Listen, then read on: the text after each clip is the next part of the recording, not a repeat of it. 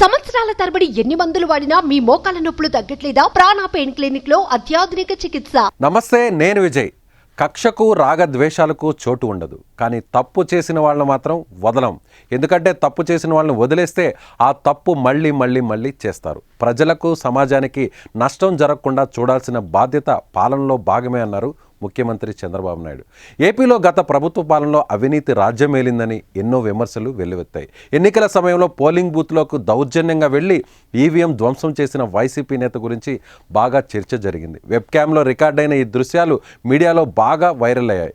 దీంతో ఎక్కువ శాతం ప్రజల్లో వ్యతిరేకత కూడా వచ్చింది.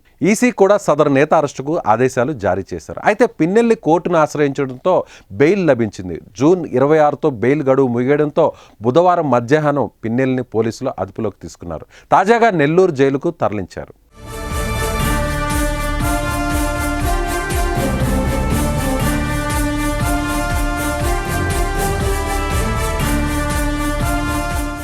అయితే పిన్నెల్లి తర్వాత నెక్స్ట్ ఎవరు అనే చర్చ ఇప్పుడు పెద్ద ఎత్తున ఏపీలో నడుస్తుంది. వైసీపీ హయాంలో అవినీతి దౌర్జన్యం చేసిన ఏ ఒక్కరిని వదిలేది లేదని లోకేష్ ఎన్నికల సమయంలో వార్నింగ్ ఇచ్చారు.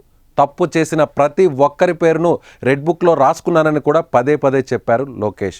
ఎన్డీఏ అధికారంలోకి వచ్చిన తర్వాత మొదటిగా అరెస్ట్ అయింది పిన్నెల్లి రామకృష్ణారెడ్డి. తరువాత ఎవరు అనే టెన్షన్ ఇప్పుడు ఏపీ అంతటా మొదలైందట. అయితే ఇటీవలే వైసీపీ నేత, అప్పట్లో ప్రభుత్వానికి సలహాదారుగా ఉన్న సజ్జల రామకృష్ణారెడ్డిని మైన్స్ కుంభకోణం మెడకు చుట్టుకుంది. నెల్లూరులో క్వార్జ్ మైన్స్ ద్వారా కోట్ల రూపాయలు దోచుకున్నారనే ఆరోపణలు బయటకు వచ్చాయి.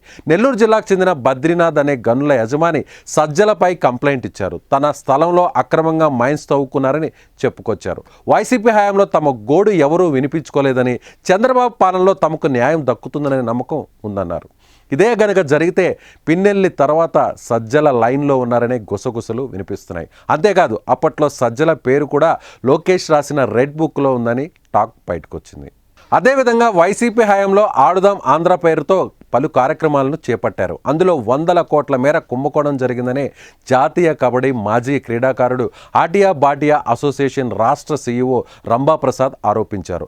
ఆడుదాం ఆంధ్ర క్రీడా పోటీలకు 10 కోట్లు ఖర్చవుతుందని, కానీ 100 కోట్లు ఖర్చు చేసినట్లు చూపించారని, ఆ నిధులను నాటి క్రీడాశాఖ మాజీ మంత్రి రోజా, శాప్ మాజీ చైర్మన్ బైరెడ్డి సిద్ధార్థరెడ్డిపై ఆధారాలతో సహా సిఐడికి ఫిర్యాదు చేశానని ఆయన తెలిపారు. వాటిపై కూడా దర్యాప్తు జరుగుతున్నట్లు సమాచారం. ఇవన్నీ నిజమని తేలితే అందుకు సంబంధించిన నేతలపై చట్టపరంగా చర్యలు తీసుకోవడం ఖాయంగా తెలుస్తోంది. డిజిటల్ కార్పొరేషన్తో పాటు భారీగా నిధులు గోల్మాల్ అయినట్టు తాజాగా మరికొన్ని ఆరోపణలు కూడా వినిపిస్తున్నాయి. పార్టీ ఖర్చులు, ప్రచారాలు కూడా ప్రభుత్వ ఖజానా నుంచే చెల్లింపులు జరిగాయని ఆరోపణలు బయటకు వస్తున్నాయి. వీటన్నిటిపై కూడా విచారణ జరుగుతున్నట్లు సమాచారం. అన్ని ఆధారాలతో సహా రుజువైతే వాటికి కారకులు ఎంతటి పెద్దవాళ్ళైనా సరే వదిలేది లేదని ఎన్డీఏ కూటమి నేతలు పదే చెబుతున్నారు.